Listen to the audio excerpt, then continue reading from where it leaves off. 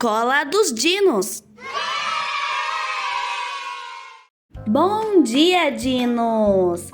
Agora que vocês já aprenderam as letras, vamos aprender o som que elas têm. Mas antes, vou fazer a chamada. Presente! Dylan, presente, professora. Trix, presente. Rex, presente. Muito bem. Agora que já terminamos a chamada e que todos estão presentes, vamos prestar atenção na apresentação para vocês verem o som das letras. Então vamos lá? Os sons das letras. A, B, B, C, K, O, S, D, D, E, O, E, F, G, G, O,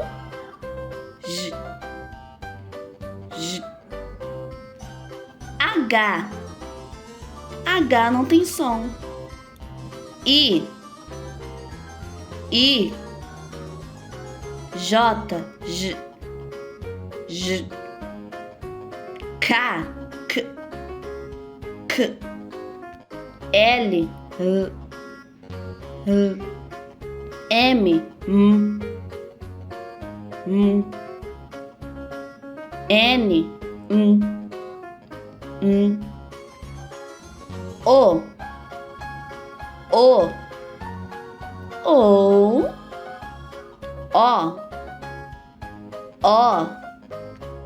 P, Q, R,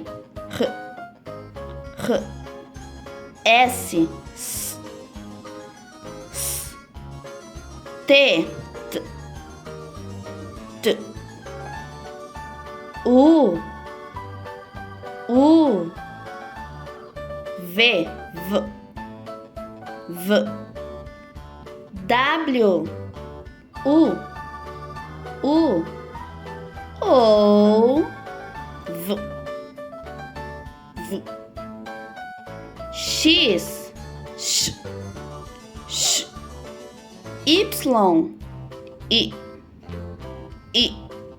Z, Dinos, agora que vocês escutaram os sons das letras, vamos iniciar uma atividade. Eu vou falar a letra e vocês terão que falar o som dela. Cada um falará 3 letras. Você será o primeiro. Quero que você me fale o som da letra B. B. Letra C. K. Letra P. P. Trix, agora é você. Me fale o som da letra S. Letra W. U. Letra K. K. Dylan, agora é você. Me fale o som da letra J. J. Letra A.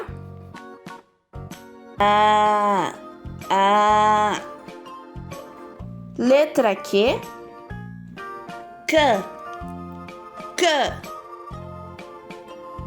Agora é o Rex. Rex, qual é o som da letra E? E. Letra V. V. E agora a letra T.